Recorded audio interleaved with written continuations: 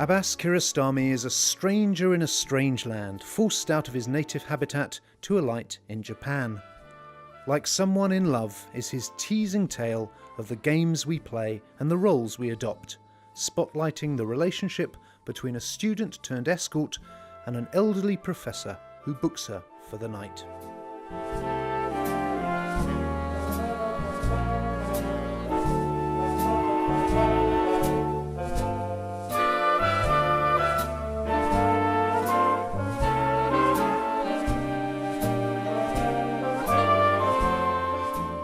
Catherine, this film played in Cannes, I think, last year, and really annoyed people.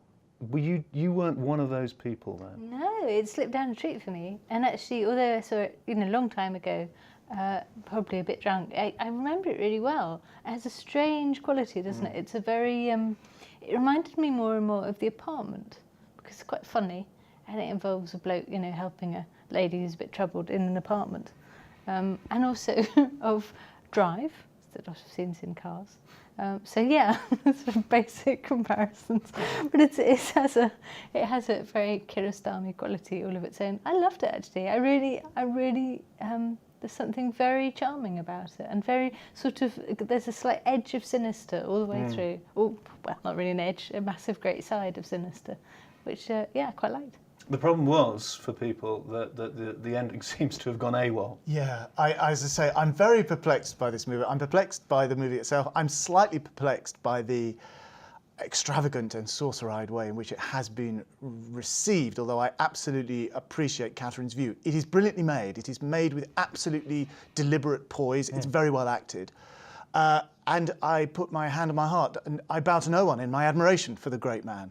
But I can't help thinking that he's given us 3/4 of a very, very good, very conventional movie, and the ending he has withheld or abolished or, dare I say it, failed to think of. Do you think that? I think it's entirely intentional. Oh yes, this ending. I think it is. I get that.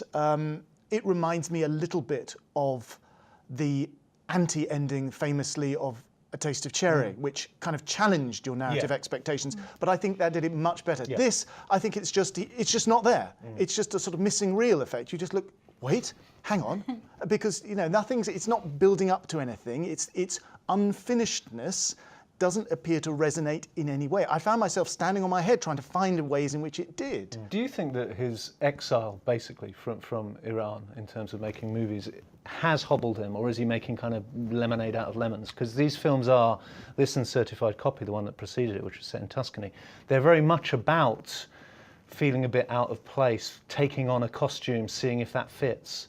And I find that kind of interesting. He's making a kind of bonus of being a bit of a square peg.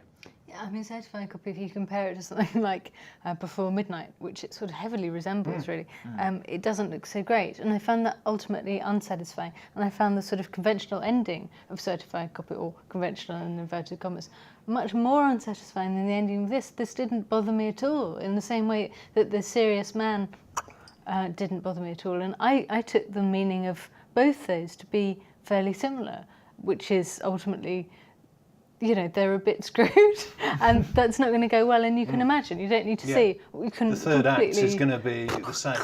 Yeah. So you could have just had that.